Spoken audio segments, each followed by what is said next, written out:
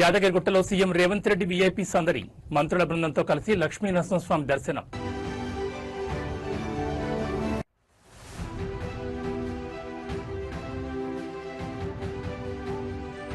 చదువుకోవాల్సిన చేతులతో 20 లీటర్ల వాటర్ క్యాన్లు మోయిస్తారా? ఏలూరు జీజీహెచ్ అధికారుల తీరుపై భగ్గుమంటున్న విద్యార్థి లోకం.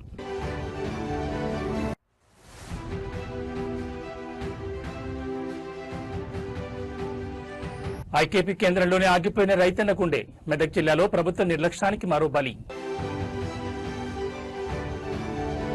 ఇక డీటెయిల్స్ చూస్తే కడప జిల్లా చెమ్మలమడుగు నియోజకవర్గంలో పారిశ్రామిక ప్రగతి సరికొత్త వేగాన్ని అందుకుంటోంది. జిల్లా పర్యటనలో ఉన్న రాష్ట్ర ఐటీ, ఎలక్ట్రానిక్స్ మరియు విద్యాశాఖ మంత్రి నారా లోకేష్ నేడు చెమ్మలమడుగు పరిధిలోని ప్రతిష్టాత్మక ఎస్ఏఈఎల్ రిన్యూవబుల్ ఎనర్జీ కంపెనీని సందర్శించారు. రాయలసీమను గ్రీన్ ఎనర్జీ హబ్ గా మార్చే వ్యూహంలో భాగంగా మంత్రి జరిపిన ఈ పర్యటన స్థానికంగా తీవ్ర ప్రాధాన్యతను సంతరించుకుంది. జమ్మలమడుగులో భారీ పెట్టుబడితో ఏర్పాటు చేసిన ఎస్ఏఈఎల్ బయోమాస్ పవర్ ప్లాంట్ కు చేరుకున్న మంత్రి నారా లోకేష్ కి కంపెనీ యాజమాన్యం, ఉన్నతాధికారులు ఘనస్వాగతం పలికారు. ప్లాంట్ లో జరుగుతున్న క్లీన్ ఎనర్జీ, బయోమాస్ విద్యుతోత్పత్తి ప్రక్రియను మంత్రి క్షేత్రస్థాయిలో పరిశీలించారు. అనంతరం కంపెనీ ప్రతినిధులతో ప్రత్యేకంగా సమావేశమై ప్లాంట్ ప్రస్తుత రన్నింగ్ కెపాసిటీ, భవిష్యత్ విస్తరణ ప్రణాళికలు మరియు ఇక్కడ స్థానిక యువతకు అందుతున్న ఉపాధి అవకాశాలపై సుదీర్ఘంగా చర్చించారు. ఈ సందర్భంగా మంత్రి లోకేష్ మాట్లాడుతూ కూటమి ప్రభుత్వ అధికారంలోకి వచ్చినట్టు నుంచి రాయలసీమ రూపురేఖలు మార్చడమే ధ్యేయంగా పనిచేస్తుందని స్పష్టం చేశారు.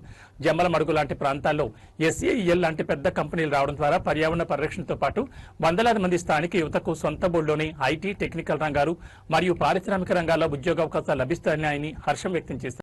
పరిశ్రమల ఏర్పాటుకు ఎలాంటి సమస్యలు రాకుండా ప్రభుత్వం సింగిల్ విండో ద్వారా పూర్తి మద్దతు ఇస్తుందని కంపెనీ ప్రతినిధులకు నమ్మకం ప్రకటించారు. విద్యాశాఖ మంత్రి కూడా బాధ్యతలు నిర్వహిస్తున్న నారా లోకేష్ ఇలాంటి భారీ పారిశ్రామిక ప్లాంట్లను కడప జిల్లాలోని స్థానిక పాలిటెక్నిక్, ఇంజనీరింగ్ కాలేజీలతో అనుసంధానం చేయాలని సూచించారు. తద్వారా విద్యార్థులకు ఇండస్ట్రియల్ ట్రైనింగ్ మరియు అప్రెంటిస్షిప్ లభించి చదువు పూర్తి కాగానే నేరుగా ఇలాంటి పెద్ద కంపెనీల్లో ప్లేస్మెంట్స్ వచ్చేలా చర్యలు తీసుకుంటామని హామీ ఇచ్చారు. కడప జిల్లాలో నారా లోకేష్ చేస్తున్న ఈ నిరంతర పారిశ్రామిక పర్యటనలు, ప్లాంట్ల పరిశీలన రాయలసీమలో పారిశ్రామిక నమ్మకాన్ని గట్టిగా పెంచుతున్నాయి. మరి జమ్మలమడుగు టూర్ ముగించుకుని లోకేష్ తదుపరి ఏ ప్రాజెక్టులపై రివ్యూ చేస్తారో చూడాలి. Hello boss, how are you? Fine. I'm good, yeah. Great. You did it 11 months. It's all your Proud of the team. hand holding. It's all your hand holding and How are you? he's the next generation CEO of the company. Oh, nice. How are you, Lokesh? Thanks for coming. Sir. Nice you, sir. How are you, sir? Good, yeah, surviving. Thanks to you. Sir, namaskaram, bagunnara? Sir, Good. Ravi, hi boss, come. Energy Minister. Ravi, namaste. Namaste. Aye sir, come. सब लोग आइए बताइए. When did you come? Just today. Yesterday, good. We drove from Bangalore. Nice road. Hey, road bana hai. Yara, bagunnara, namaskaram, bagunnara. I was talking to the driver on the way. He was very. I was happy to hear good words. Oh, good. They'll give you the right feedback. That's best. No, see, economic activity has to come, no? Hello, sir. Hi sir, How are you? sir? How are you? Very nice sir, how are you sir? Good. Namaskaram, ma. We cannot, initially we will not be able to harness that energy. Now we are harnessing that energy also, which is coming from the reflection of the soil surface. Oh, so you're saying the top one is the sun, Yeah. solar, direct, and you're saying in the bottom also you've done? Yes. So where the reflection coming? From the soil, yeah. That is for the albedo effect. Albedo effect. We have glass on both sides now. Oh, Glass on the front and glass on the back, oh wow. which is by albedo effect. And its efficiency is higher. 6% and bifacial. Yeah. Downside. 6%? Yeah. Downside 6%. Oh wow. Fine, 20, 21 it's coming. Initially, PLF क्या है ऊपर का? yeah, and initially the CF that the efficiency that was coming, it was around 19 to 21% for the older models, and right now it is 24%. 24. Bifacial. Yeah. Which is Bifacial is 24. Yes. 24. But the CUF of this plant is touching 35% also, which is much higher than Yes. Good. So, Anna, you should pay the government more.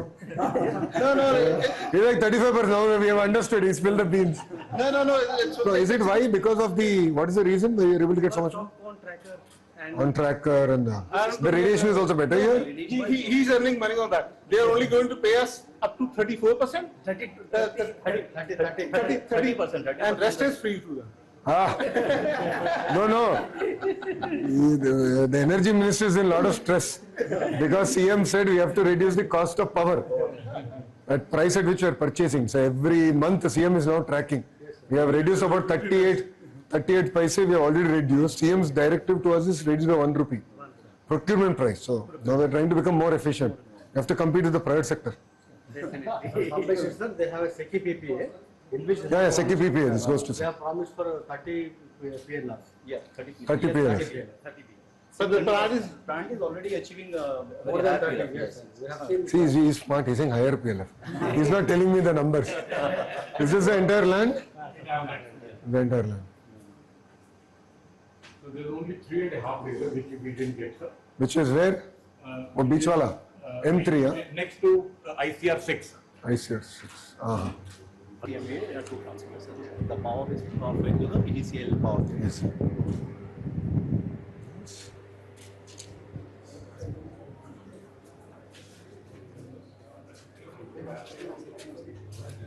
ఇప్పుడు government వచ్చినాక first తీసుకోవాలరా ఎంత first First one. And now 20 gigawatts చేయాలండి. Next phase. Now under construction at different phases is 20 gigawatts. Giga mega ఇక్కడ mega bore ఇప్పుడు గిగాకి వచ్చేసాం. No, CM has promised the Honorable Prime Minister 160 gigawatts. So we are tracking that target. CM garu maku icchin target 160 gigawatts. All put together. Solar, wind, pump storage put together.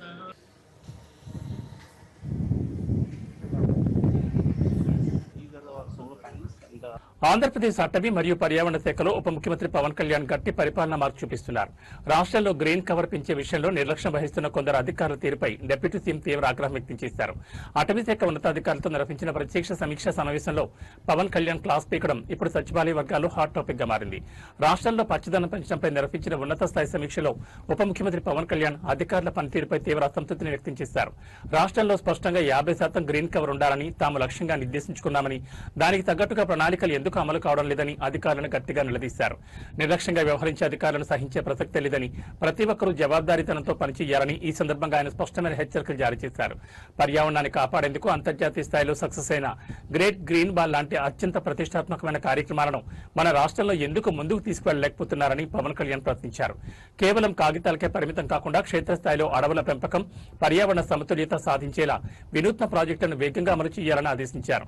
నిధుల కొరత లేకుండా చూస్తామని, కానీ పనుల్లో జాప్యం జరిగితే మాత్రం చర్యలు తప్పవని తేల్చి చెప్పారు. ఈ సమీక్ష సమావేశంలో కేవలం రిపోర్టులకే పరిమితం కాకుండా ప్రతి నెల క్షేత్రస్థాయి ప్రగతిని తానే స్వయంగా పర్యవేక్షిస్తానని డిప్యూటీ సీఎం స్పష్టం చేశారు. అటవీ శాఖలోని ప్రతి అధికారి క్షేత్రస్థాయికి వెళ్లి మొక్కలు నాటడం, వాటి సంరక్షణ బాధ్యతలను పర్యవేక్షించాలని ఆదేశించారు. పవన్ కళ్యాణ్ సీరియస్ రివ్యూతో అటవీ శాఖ యంత్రాంగం ఒక్కసారిగా అప్రమత్తమైంది. 50% గ్రీన్ కవర్ లక్ష్యంతో పాటు గ్రేట్ గ్రీన్ వాల్ లాంటి మెగా ప్రాజెక్టులపై ఉప ముఖ్యమంత్రి పవన్ కళ్యాణ్ తీసుకున్న ఈ ప్రత్యేక శ్రద్ధ ఏపీ అటవీ శాఖకు కొత్త ఉప్పునించేలా కనిపిస్తోంది. మరి మంత్రి ఆదేశాల తర్వాత అటవీ శాఖ అధికారులు ఏ మేరకు వేగం పెంచుతారో చూడాలి.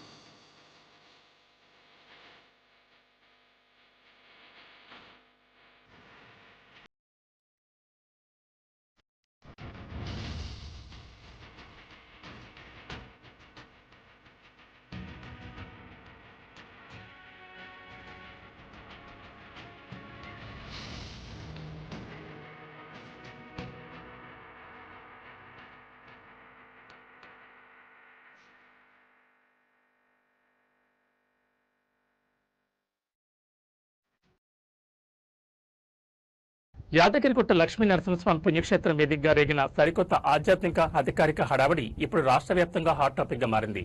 ముఖ్యమంత్రి రేవంత్ రెడ్డి తన మంత్రివర్గ సహచరులతో కలిసి యాదగిరిగుట్ట క్షేత్రానికి విచ్చేశారు. సీఎం వెంట రాష్ట్ర అగ్ర మంత్రులు, ప్రజాప్రతినిధులు పెద్ద ఎత్తున తరలి రావడంతో కొండపై వీఐపీ సందడి నెలకొంది. యాదగిరిగుట్ట కొండపైకి చేరుకున్న ముఖ్యమంత్రి రేవంత్ రెడ్డికి ఆలయ ఈబో, అర్చక శ్రేణులు వేద మంత్రోచ్చారణల నడుమ పూర్ణ కొమ్మంతో అత్యంత ఘనంగా స్వాగతం పలికాయి. అనంతరం స్వామివారి గర్భాలయంలో ముఖ్యమంత్రి ప్రత్యేక పూజలు నిర్వహించారు. స్వయంభూ నరసింహుడికి మొక్కులు చెల్లించుకుని రాష్ట్ర ప్రజలు ఆయురారోగ్యాలతో సుభిక్షంగా ఉండాలని ప్రార్థించారు. ముఖ్యమంత్రి పర్యటన సందర్భంగా ఆలయ ప్రాంగణమంతా కట్టుదిట్టమైన భద్రతా వలయంలోకి వెళ్లిపోయింది. ఈ పర్యటనలో ముఖ్యమంత్రి రేవంత్ రెడ్డి వెంట రాష్ట్ర రోడ్లు భవనాల శాఖ మంత్రి కోమటిరెడ్డి వెంకటరెడ్డి, అటవీ మరియు దేవాదాయ శాఖ మంత్రి కొండా సురేఖ, అలాగే ప్రభుత్వ విప్ అడ్లూరు లక్ష్మణ్ కూడా పాల్గొన్నారు. స్వామివారిని దర్శించుకున్న అనంతరం వేద పండితులు ముఖ్యమంత్రికి, మంత్రులకు ఆశీర్వచనాలు అందించి శేషవస్త్రాన్ని, ప్రసాదాలను బహుకరించారు. దేవాదాయ శాఖ మంత్రిగా కొండా సురేఖ, స్థానిక ఉమ్మడి జిల్లా నేతగా కోమటిరెడ్డి వెంకటరెడ్డి ఈ పర్యటనలో క్షేత్రస్థాయి ఏర్పాట్లను స్వయంగా పర్యవేక్షించారు. లక్ష్మీ నరసింహస్వామి దర్శనానంతరం యాదగిరిగుట్ట టెంపుల్ డెవలప్మెంట్ అథారిటీ పరిధిలో సాగుతున్న పలు పెండింగ్ పనులు, భక్తుల సౌకర్యార్థం చేపట్టాల్సిన వైటీడీఏ నూతన ప్రాజెక్టులపై సీఎం రేవంత్ రెడ్డి, మంత్రులు కోమటిరెడ్డి, కొండా సురేఖ మరియు అడ్లూరు లక్ష్మణ్తో కలిసి ఉన్నతాధికారులతో అక్కడే ఒక సమీక్ష నిర్వహించారు. యాదగిరిగుట్టను ఆధ్యాత్మికంగా మరింత అద్భుతంగా తీర్చిదిద్దేందుకు అవసరమైన నిధుల విడుదల, రోడ్డు కనెక్టివిటీపై స్పెషల్ ఫోకస్ పెట్టాలని అధికారులను ఆదేశించారు. ముఖ్యమంత్రి రేవంత్ రెడ్డి మరియు మంత్రుల బృందం యాదగిరిగుట్టలో జరిపిన ఈ పర్యటన ఆలయ అభివృద్ధి పనులకు మరింత వేగం పెంచనుందని స్పష్టమవుతోంది. మరి ఈ పర్యటన ముగిసిన తర్వాత వైటీడీఏ నిధులపై ప్రభుత్వం ఎలాంటి అధికారిక జీవోలు విడుదల చేస్తుందో చూడాలి.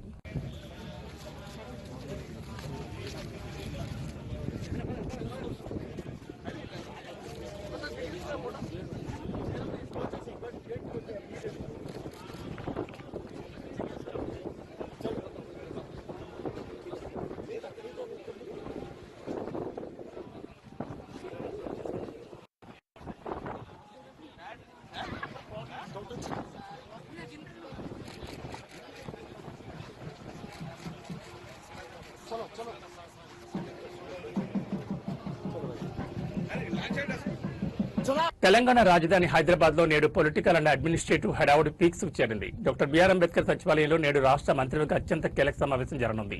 ముఖ్యమంత్రి రేవంత్ రెడ్డి అధ్యక్షతన నేడు సాయంత్రం 4 గంటలకు ప్రారంభం కాబోయే కేబినెట్ భేటీపై రాష్ట్ర వ్యాప్తంగా సర్వత్రా ఉత్కంఠ నెలకొంది. ఈ మంత్రివర్గ సమావేశంలో ప్రధానంగా నిరుపేద కుటుంబాలకు భరోసా కల్పించే అత్యంత ప్రతిష్టాత్మకమైన ఇందిరమ్మ జీవిత బీమా పథకం విధి విధానాలపై కేబినెట్ సుదీర్ఘంగా చర్చించనుంది. ఈ బీమా పథకాన్ని రాష్ట్ర వ్యాప్తంగా ఏ విధంగా అమలు చేయాలి, అర్హులైన లబ్ధిదారులను ఎలా ఎంపిక చేయాలి మరియు ప్రీమియం చెల్లింపుల విషయంలో ప్రభుత్వ భాగస్వామ్యం ఎంత ఉండాలనే అంశాలపై ఈ భేటీలో ఒక తుది నిర్ణయానికి వచ్చి అధికారికంగా గ్రీన్ సిగ్నల్ ఇచ్చే అవకాశం కనిపిస్తోంది. ఇందిరమ్మ జీవిత బీమాతో పాటు రాష్ట్రంలోని ఇల్లు లేని పేదల కల సాకారం చేసేందుకు 2వ విడత ఇందిరమ్మ ఇళ్ల పంపిణీ మరియు నిధుల కేటాయింపులపై ఈ సమావేశంలో ముఖ్యమంత్రి రేవంత్ రెడ్డి మంత్రులతో కలిసి కీలక నిర్ణయాలు తీసుకోనున్నారు. మొదటి విడత పురోగతిని సమీక్షిస్తూనే 2వ విడత కింద ప్రతి నియోజకవర్గానికి ఎన్ని ఇళ్లను మంజూరు చేయాలి, లబ్ధిదారుల జాబితాను ఏ విధంగా పారదర్శకంగా రూపొందించాలనే గైడ్ లైన్స్ ను ఈ కేబినెట్ భేటీలో ఖరారు చేయనున్నారు. ఈ 2 ప్రధాన సంక్షేమ పథకాలతో పాటు రాష్ట్రంలో ప్రస్తుత ఆర్థిక పరిస్థితి, వివిధ శాఖల్లో ఉన్న పెండింగ్ నిధుల విడుదల మరియు రాబోయే రోజుల్లో చేపట్టబోయే మరికొన్ని నూతన ప్రాజెక్టులపై కూడా కేబినెట్ సుదీర్ఘంగా ముచ్చటించనుంది. సాయంత్రం 4 గంటలకు ప్రారంభం కానున్న ఈ భేటీకి రాష్ట్ర మంత్రులందరూ ముందస్తుగానే సచివాలయానికి చేరుకోనుండడంతో సెక్రటరియట్ పరిసరాల్లో భద్రతను మరింత కట్టుదిట్టం చేశారు. ఇందిరమ్మ జీవిత బీమా మరియు 2వ విడత ఇళ్ల పంపిణీ లాంటి మెగా సంక్షేమ పథకాలకు రూపురేఖలు దిద్దబోతున్న ఈనాటి కేబినెట్ భేటీ రేవంత్ రెడ్డి ప్రభుత్వ మార్పును చాటేలా కనిపిస్తోంది. మరి వాళ్ళ సాయంత్రం భేటీ ముగిసిన తర్వాత మంత్రులు మీడియా ముందుకొచ్చి ఎలాంటి గుడ్ న్యూస్ చెప్తారో చూడాలి.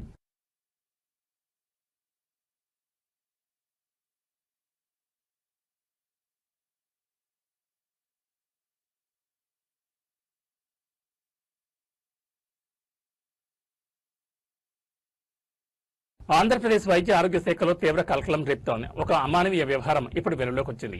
ఏలూరు ప్రభుత్వ సర్వజన ఆసుపత్రి వేదికగా చదువుకోవాల్సిన నర్సింగ్ విద్యార్థులను వార్డ్ బాయ్స్ లాగా, కూలీలాగా వాడుకుంటున్న దారుణ పరిస్థితిపై ఇప్పుడు తీవ్ర నిరసనలు వ్యక్తమవుతున్నాయి. ఆసుపత్రిలోని జీఎన్ఎం విద్యార్థుల పట్ల కొందరు అధికారులు ప్రదర్శిస్తున్న తీరుపై విద్యార్థి లోకం భగ్గుమంటోంది. ఏలూరు ప్రభుత్వ ఆసుపత్రిలో ప్రాక్టికల్స్ మరియు శిక్షణ కోసం వచ్చే జీఎన్ఎం నర్సింగ్ విద్యార్థులను ఆసుపత్రి సిబ్బంది మరియు కొందరు అధికారులు తీవ్ర వేధింపులకు గురి చేసినట్లు ఆరోపణలు వస్తున్నాయి. రోగులకు సేవలు చేయడం నేర్చుకోవాల్సిన ఈ విద్యార్థులతో ఏకంగా అక్షరాల 20 లీటర్ల బరువైన వాటర్ బాటిల్ టిన్లను మోయిస్తున్నట్లు సమాచారం. ఆసుపత్రిలోని వివిధ వార్డులకు, అధికారుల గదులకు ఈ భారీ వాటర్ క్యాన్లను మోస్తూ విద్యార్థినులు తీవ్ర శారీరక శ్రమకు, మానసిక క్షోభకు గురవుతున్నారు. తమను విద్యార్థులుగా కాకుండా ఉచితంగా దొరికే లేబర్లా వాడుకుంటున్నారని బాధితులు ఆవేదన వ్యక్తం చేస్తున్నారు. ఈ అన్యాయంపై ఎవరికైనా గట్టిగా ఫిర్యాదు చేద్దామన్నా, లోపల జరుగుతున్న దారుణాలను బయటకు చెప్దామన్నా విద్యార్థులు తీవ్ర భయాందోళన నడుమ కాలం వెళ్లదీస్తున్నారు. కాలేజ్ యాజమాన్యానికి కానీ ఉన్నతాధికారులకు కానీ కంప్లైంట్ చేస్తే తమ ప్రాక్టికల్ మార్కులు తగ్గించేస్తారేమో లేదా ఎగ్జామ్స్ లో ఫెయిల్ చేసి తమ కెరీర్ ను నాశనం చేస్తారేమోనని విద్యార్థులు బిక్కుబిక్కుమంటున్నారు. అధికారుల నుంచి వచ్చే వేధింపులు భరించలేక అటు భవిష్యత్ పాడు చేసుకోలేక లోపలే కుమిలిపోతూ తమ గ్రీవెన్స్ ను అంతర్గతంగా వ్యక్తం చేస్తున్నారు. ఏలూరు జీజీహెచ్లో జరుగుతున్న ఈ వ్యవహారంపై జిల్లా కలెక్టర్ మరియు వైద్య ఆరోగ్య శాఖ ఉన్నతాధికారులు తక్షణమే స్పందించాల్సిన అవసరం ఎంతైనా ఉంది. భయం నీడలో ఉన్న నర్సింగ్ విద్యార్థులకు పూర్తి భరోసా కల్పిస్తూ అక్కడ అసలు ఏం జరుగుతుందో తెలుసుకోవడానికి ఒక అంతర్గత విచారణ కమిటీని వేయాలని స్థానిక ప్రజలు, విద్యార్థి సంఘాలు డిమాండ్ చేస్తున్నాయి. విద్యార్థులతో బలవంతంగా వెట్టి చాకరీ చేయిస్తున్న బాధ్యులపై కఠిన చర్యలు తీసుకోవాలని కోరుతున్నారు. భవిష్యత్తులో రోగుల ప్రాణాలు కాపాడే పవిత్రమైన నర్సింగ్ వృత్తులకు రావాలనుకుంటున్న ఆడపిల్లలతో ఇలా వాటర్ బాటిల్ మోయించడం అత్యంత విచారకరం. మరి ఈ వ్యవహారంపై ఏలూరు ఆసుపత్రి సూపరింటెండెంట్ మరియు ఉన్నతాధికారులు ఎలా స్పందిస్తారో చూడాలి.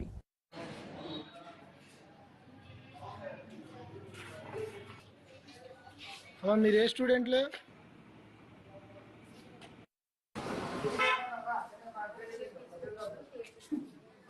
మాటలు చెప్పడం కాదు, చేతల్లో చేసి చూపించడమే నిజమైన నాయకత్వ లక్షణం అని నిరూపిస్తోంది ఆంధ్రప్రదేశ్ కూటమి ప్రభుత్వం. రాష్ట్రంలో పెట్టుబడుల వెలువతో పాటు ప్రాజెక్టుల నిర్మాణంలోనూ సరికొత్త రికార్డులు నమోదవుతున్నాయి. కడప జిల్లా వేదికగా మంత్రి నారా లోకేష్ నేడు ప్రారంభించిన మెగా సోలార్ పవర్ ప్లాంట్ ప్రస్తుత ప్రభుత్వ స్పీడ్ ఆఫ్ డూయింగ్ బిజినెస్ విధానానికి నిలువెత్తు నిదర్శనంగా నిలిచింది.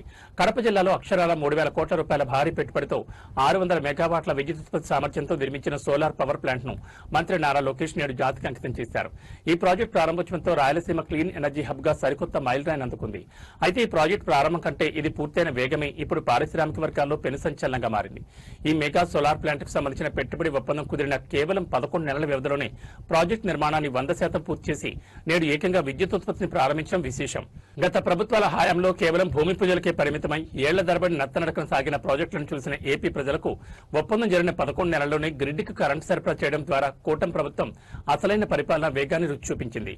మంత్రి లోకేష్ పట్టుదల, పారిశ్రామిక సింగిల్ విండో అనుమతుల వేగమే దీనికి ప్రధాన కారణమని స్పష్టమవుతోంది. కేవలం ప్రకటనలకే పరిమితం కాకుండా పరిశ్రమలకు అవసరమైన భూములు, మౌలిక వస్తువులు మరియు అనుమతులను రికార్డు సమయంలో కల్పించడం వల్లే ఈ అద్భుతం సాధ్యమైందని నిపుణులు విశ్లేషిస్తున్నారు. గతంలో శంకుస్థాపనల బోర్డులు వేసి వదిలేసి సంస్కృతిని చూశామని, కానీ నేడు నిర్మించి పూర్తి చేసి ఉపాధి కల్పించే బాధ్యతాయుతమైన ప్రభుత్వాన్ని చూస్తున్నామని, ఈ స్పష్టమైన తేడాను ప్రజలకు గమనించాలని కూటమి శ్రేణులు హర్షం వ్యక్తం చేస్తున్నాయి. కడపలో 11 నెలల్లోనే 600 మెగావాట్ల సోలార్ ప్లాంట్ అందుబాటులోకి రావడం అనేది ఏపీ పారిశ్రామిక ప్రగతిలో ఒక గేమ్ చేంజర్ అని చెప్పాలి. మరి నారా లోకేష్ స్పీడు రాబోయే రోజుల్లో రాష్ట్రానికి మరిన్ని భారీ పరిశ్రమలను ఎలా తీసుకొస్తుందో చూడాలి.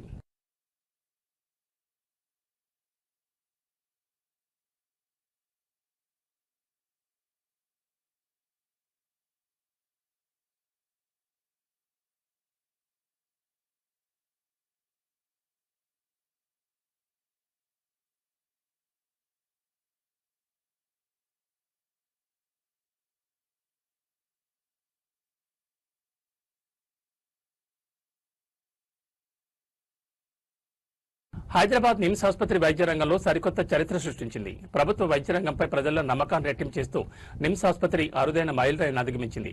దక్షిణ భారతదేశంలోని ఏ ప్రభుత్వ లేదా కార్పొరేట్ ఆసుపత్రికి సాధ్యం కాని రీతిలో అక్షరాల 2,000 కిడ్నీ మార్పిడి శస్త్రచికిత్సలను విజయవంతంగా పూర్తి చేసి నిమ్స్ సరికొత్త రికార్డు నెలకొల్పింది. Nizam's institute of medical sciences ఆసుపత్రిలోని నెఫ్రాలజీ మరియు యూరాలజీ విభాగాల వైద్యులు నిరంతర శ్రమతో ఈ అద్భుతమైన విజయాన్ని అందుకున్నారు. కిడ్నీ వైఫల్యంతో బాధపడుతూ ప్రైవేట్ ఆసుపత్రుల్లో లక్షలాది రూపాయలు ఖర్చు పెట్టలేక అల్లాడిపోతున్న రోగులకు నిమ్స్ ఆసుపత్రి పునర్జన్మను ప్రసాదించింది. దక్షిణ భారతదేశంలోని అత్యధిక సంఖ్యలో కిడ్నీ ట్రాన్స్ప్లాంటేషన్ చేసిన ఏకైక ప్రభుత్వ వైద్య సంస్థగా నిమ్స్ నిలిచింది. ఈ రికార్డులో అత్యంత మానవీయమైన కోణం ఏమిటంటే నిమ్స్ లో కిడ్నీ మార్పిడి చేయించుకున్న మొత్తం 2,000 మంది రోగుల్లో ఏకంగా 1,900 మంది నిరుపేద రోగులకు రూపాయి ఖర్చు లేకుండా వైద్యం అందించింది. తెలంగాణ ప్రభుత్వ రాజీవ్ ఆరోగ్యశ్రీ పథకం మరియు ముఖ్యమంత్రి సహాయ నిధి ద్వారా ఈ శస్త్రచికిత్సలను పూర్తిగా ఉచితంగా నిర్వహించారు. కార్పొరేట్ ఆసుపత్రుల్లో 10 నుంచి 15 లక్షల రూపాయల వరకు ఖర్చయ్యే ఈ అత్యంత క్లిష్టమైన సర్జరీలను నిమ్స్ వైద్యులు ఉచితంగా 100% విజయవంతంగా పూర్తి చేసి పేద కుటుంబాల్లో వెలుగు నింపారు. నిమ్స్ ఆసుపత్రి సాధించిన ఈ అరుదైన రికార్డుపై ముఖ్యమంత్రి రేవంత్ రెడ్డి హర్షం వ్యక్తం చేశారు. ఇంతటి అద్భుతమైన మైలురాయి చేరిన నిమ్స్ వైద్య బృందాన్ని, నర్సింగ్ స్టాఫ్ ను మరియు పారామెడికల్ సిబ్బందిని ముఖ్యమంత్రి ప్రత్యేకంగా అభినందించారు. పేదలకు కార్పొరేట్ స్థాయి వైద్య సేవలు అందించడంలో నిమ్స్ ఎల్లప్పుడూ ముందుంటుందని, రాబోయే రోజుల్లో ఆసుపత్రిలో మౌలిక వసతులను, సూపర్ స్పెషాలిటీ విభాగాలను ప్రభుత్వం మరింత బలోపేతం చేస్తుందని సీఎం రేవంత్ స్పష్టం చేశారు. ప్రభుత్వ ఆసుపత్రి ద్వారా 2,000 మంది కిడ్నీ మార్పిడి జరగడం, అందులో 95% పైగా ఉచితంగా అందించడం అనేది దేశ వైద్య రంగంలోనే ఒక గొప్ప ఆదర్శం. ఈ అరుదైన విజయాన్ని అందుకున్న నిమ్స్ వైద్యులకు ప్రజలు హృదయపూర్వక ధన్యవాదాలు తెలియజేస్తున్నారు.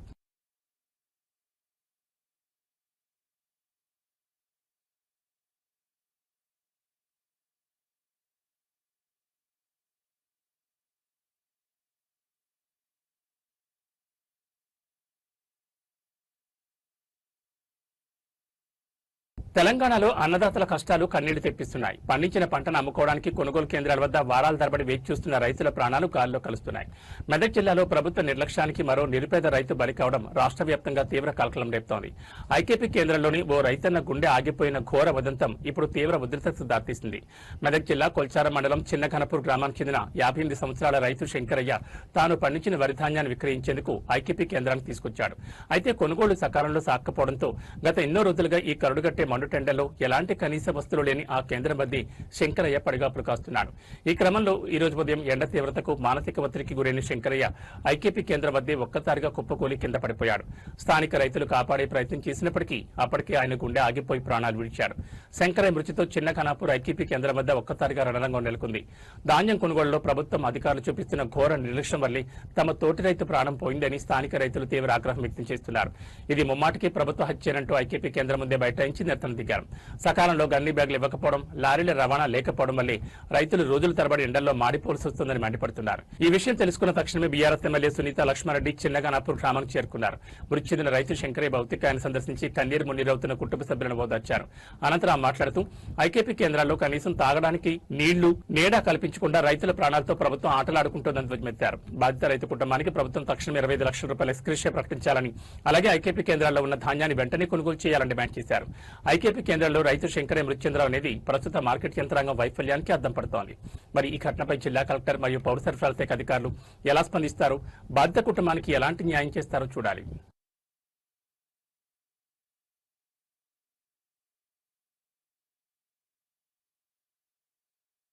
పచ్చడి ప్రేమికులకు బులియన్ మార్కెట్ నుంచి కొంత ఉపశమనం లభించింది. గత కొన్ని రోజులుగా ఆకాశమే హద్దుగా దూసుకుపోతున్న పచ్చడి ధరలు హైదరాబాద్ మార్కెట్లో స్వల్పంగా తగ్గుముఖం పట్టాయి. అంతర్జాతీయ మార్కెట్ పరిణామాల నేపథ్యంలో ఈ రోజు అటు బంగారం ధరలు తగ్గగా వెండి ధరలు మాత్రం స్థిరంగా కొనసాగుతున్నాయి. హైదరాబాద్ బులియన్ మార్కెట్లో అత్యంత స్వచ్ఛమైన 24 క్యారెట్ల 10 గ్రాముల బంగారం ధరపై ఈ రోజు అక్షరాల 430 రూపాయలు తగ్గింది. ఈ తగ్గుదలతో ప్రస్తుతం మార్కెట్లో 24 క్యారెట్ల బంగారం ధర 1,59,060 రూపాయల వద్ద పలుకుతోంది. కొనుగోళ్లు కాస్త మందగించడంతో పాటు గ్లోబల్ మార్కెట్లో చోటు చేసుకున్న మార్పులే ఈ ధరల తగ్గుదలకు ప్రధాన కారణమని మార్కెట్ నిపుణులు విశ్లేషిస్తున్నారు. సాధారణంగా ఆభరణాల తయారీకి ఉపయోగించే 22 క్యారెట్ల 10 గ్రాముల పసిడి ధర కూడా భారీగానే తగ్గింది. తులంపై 400 రూపాయలు క్షీణించడంతో 22 క్యారెట్ల బంగారం ధర 1,45,800 రూపాయల మార్కుకు చేరింది. అయితే బంగారం ధరలు తగ్గినప్పటికీ వెండి ధరల్లో మాత్రం ఎలాంటి మార్పు కనిపించలేదు. బులియన్ మార్కెట్లో ప్రస్తుతం కిలో వెండి ధర గరిష్టంగా 2,95,000 రూపాయల వద్ద స్థిరంగా కొనసాగుతోంది. హైదరాబాద్ మార్కెట్ పరిధిని బట్టి ఈ ధరలు ఖరారైనప్పటికీ 2 తెలుగు రాష్ట్రాలైన ఆంధ్రప్రదేశ్, తెలంగాణలోని వివిధ నగరాలు మరియు ఏరియాలను బట్టి స్థానిక పన్నులు, క్యారేజీ ఛార్జీల కారణంగా ఈ రేట్లలో స్వల్ప మార్పులు లేదా వ్యత్యాసాలు ఉండే అవకాశం ఉందని బులియన్ వ్యాపార వర్గాలు వెల్లడించాయి. పెళ్లిళ్ల సీజన్ నడుస్తున్న తరుణంలో ఈ స్వల్ప తగ్గుదల మధ్యతరగతి వినియోగదారులకు కొంత ఊరటనిచ్చే అంశం. రికార్డు స్థాయి రేట్ల వద్ద ఉన్న బంగారం ధరలు స్వల్పంగా తగ్గడం అనేది కొనుగోలుదారులకు మంచి అవకాశమని చెప్పాలి. మరి రాబోయే రోజుల్లో మార్కెట్ ఒడిదుడుకుల వల్ల ఈ ధరలు మరింత దిగి వస్తాయో లేదో చూడాలి.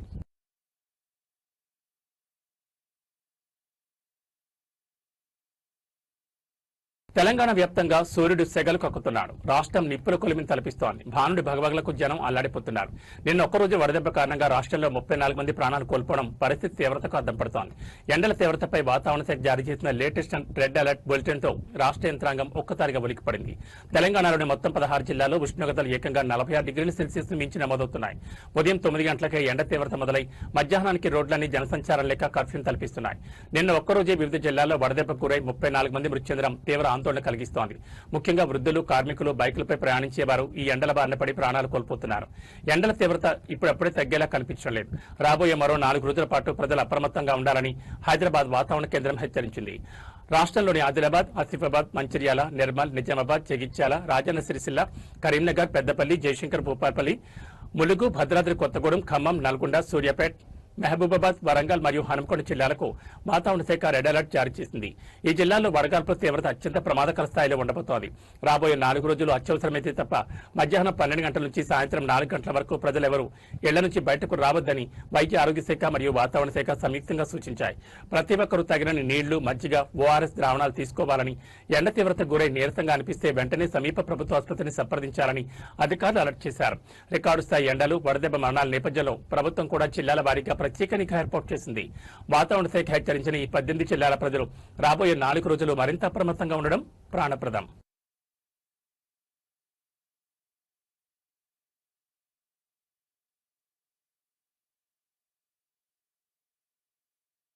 టాలీవుడ్ లో మరో భారీ సంచలనానికి తెరలేసింది. గ్లోబల్ స్టార్ రామ్ చరణ్, ఉప్పెన ఫేమ్ బుచ్చిబాబు, సనా కాంబినేషన్ లో వస్తున్న క్రేజీ ప్రాజెక్ట్ పెద్ద సినిమా అప్డేట్స్ కోసం ఎంతో ఈగర్ గా వెయిట్ చేస్తున్న మెగా ఫ్యాన్స్ కు చిత్ర యూనిట్ అదిరిపోయే గుడ్ న్యూస్ చెప్పింది. ఈ సినిమాకు సంబంధించిన బిగ్గెస్ట్ మ్యూజికల్ ఈవెంట్ కు నేడు మధ్యప్రదేశ్ రాజధాని భోపాల్ వేదిక కాబోతోంది. పెద్ద మ్యూజికల్ నైట్ కోసం భోపాల్ నగరం సర్వాంగ సుందరంగా ముస్తాబైంది. ఈ మెగా ప్రమోషనల్ ఈవెంట్ కు global star Ram Charan, director బుచ్చిబాబుతో పాటు ఆస్కార్ విన్నర్ సంగీత దర్శకుడు ఏఆర్ రెహమాన్ ముఖ్య అతిథిగా హాజరవుతున్నారు. ఈ సినిమా అనౌన్స్ అయినప్పటి నుంచి వస్తున్న అప్డేట్స్ లో ఇదే అత్యంత భారీ మరియు అత్యంత కీలకమైన ఈవెంట్ అని చిత్ర యూనిట్ గర్వంగా చెప్తోంది. ఈ ఈవెంట్ ను ఏ రేంజ్ లో ప్లాన్ చేశారంటే భోపాల్లోని అక్షరాల 50 ఎకరాల విస్తీర్ణం గల ప్రసిద్ధ BHEL దసరా గ్రౌండ్స్ వేదికగా ఈ భారీ వేడుక జరగబోతోంది. లక్షలాది మంది అభిమానులు మరియు సంగీత ప్రియులు వచ్చే అవకాశం ఉండడంతో నిర్వాహకులు ఎక్కడా తగ్గకుండా అత్యంత భారీ ఎత్తున స్టేజ్ మరియు లైటింగ్ ఏర్పాటు చేశారు. భోపాల్ చరిత్రలోనే ఒక టాలీవుడ్ సినిమా కోసం ఇంతటి మెగా ఈవెంట్ జరగడం ఇదే మొదటిసారి కావడం విశేషం. ఇక ఈ ఈవెంట్ లో highlights music master A R Rahman and team stage పై లైవ్ పెర్ఫార్మెన్స్ తో దుమ్ములేపనున్నారు. పెద్ద సినిమా ఆల్బమ్ నుండి 2 క్రేజీ సాంగ్స్ ను రెహమాన్ టీం మొదటిసారిగా లైవ్ లో పాడి వినిపించబోతోంది. దీంతో పాటు సంగీత ప్రియులను అలరించడానికి రెహమాన్ తన కెరీర్ లోని పాత సూపర్ హిట్ చిత్రాల పాటలను కూడా ఈ వేదికపై లైవ్ పెర్ఫార్మెన్స్ చేసే అవకాశం ఉందని ఇండస్ట్రీ వర్గాలు చెప్తున్నాయి. మొత్తానికి భోపాల్ వేదికగా జరుగుతున్న ఈ పెద్ద మ్యూజికల్ ఈవెంట్ దేశవ్యాప్తంగా సినీ సర్కిల్స్ లో హాట్ టాపిక్ గా మారింది.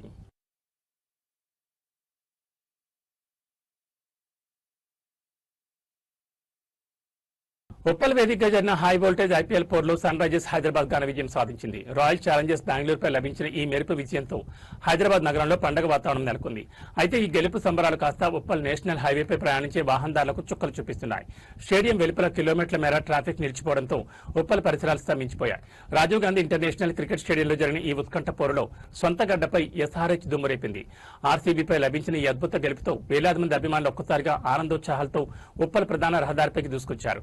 ఆరెంజ్ జెండాలు పట్టుకుని కేరింతలు కొడుతూ డ్రమ్స్ వాయిస్తూ నడి రోడ్డుపైనే సంబరాలు ప్రారంభించారు. మ్యాచ్ ముగిసి 30,000 మందికి పైగా జనం ఒకేసారి రోడ్డు మీదకి రావడంతో అక్కడ జనసమ్మర్దం విపరీతంగా పెరిగిపోయింది. ఫ్యాన్స్ సంబరాల దాటికి ఉప్పల్ ఎక్స్ రోడ్స్, రామాంతపూర్, హబ్సీగూడ మరియు నాగోల్ వైపు వెళ్లే ప్రధాన రహదారులన్నీ పూర్తిగా బ్లాక్ అయిపోయాయి. చూస్తుండగానే కిలోమీటర్ల మేర వాహనాలు రోడ్లపై నిలిచిపోయాయి. మెట్రో పిల్లల కింద ఇంచు కూడా కదిలే పరిస్థితి లేకపోవడంతో సామాన్య వాహనదారులు తీవ్ర ఇబ్బందులు పడుతున్నారు. అంబులెన్స్లు, VIP వాహనాలు సైతం ఈ భారీ ట్రాఫిక్ జామ్ లో చిక్కుకుపోవడంతో ఉప్పల్ జంక్షన్ వద్ద తీవ్ర గందరగోళ వాతావరణం నెలకొంది. పరిస్థితి చేయి దాటిపోతుండటంతో రాచకొండ కమిషనరేట్ పరిధిలోని 100,000 మంది ట్రాఫిక్ పోలీసులు అదనపు బలగాలతో రంగంలో దిగారు. నడి రోడ్డుపై సంబరాలు చేసుకుంటున్న అభిమానులను పక్కకు తరలిస్తూనే ట్రాఫిక్ క్లియర్ చేసేందుకు యుద్ధ ప్రాతిపదికన చర్యలు చేపట్టారు. LB నగర్ మరియు సికింద్రాబాద్ వైపు వెళ్లే వాహనాలను గమ్యస్థానాలకు చేర్చేందుకు వీలుగా తార్నాక, నాగోల్, ఇన్నర్ రింగ్ రోడ్ల వైపు వాహనాల మళ్లింపు చేపట్టారు. వాహనదారులు ఉప్పల్ మెయిన్ రోడ్ కాకుండా ప్రత్యామ్నాయ మార్గాల్లో వెళ్లాలని పోలీసులు అలర్ట్ చేస్తున్నారు. SRH విజయ కిక్ లో ఉన్న ఫ్యాన్స్ హడావుడి తగ్గే వరకు ఉప్పల్ రూట్ లో ట్రాఫిక్ ఒత్తిడి ఇలాగే కొనసాగేలా కనిపిస్తోంది. కాబట్టి సికింద్రాబాద్, వరంగల్ హైవే వైపు వెళ్లే ప్రయాణికులు ఉప్పల్ జంక్షన్ కాకుండా ఇతర ఔటర్ రూట్లను ఎంచుకోవడం చాలా మంచిది.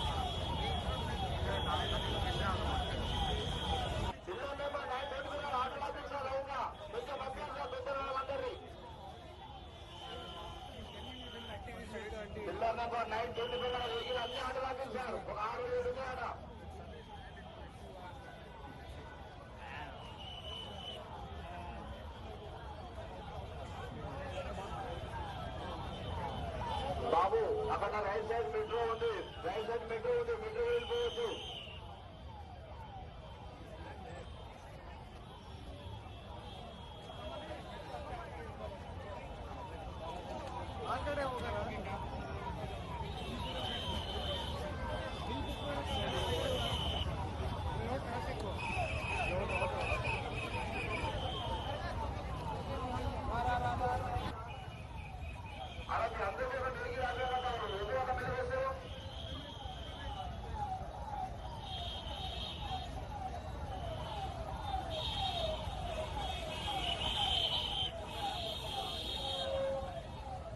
తొందరగా మా రోడ్ దాటమ్మా వెలిగి రాబోయేదక్కడ ఏ బాబు మీ అందరికీ చెప్పేది పిల్లలు తొందర రోడ్ దాటండి రన్నింగ్ చేయండి ఏ బాబు రన్నింగ్ చేయడమ్మా తొందర రన్నింగ్ చేయండి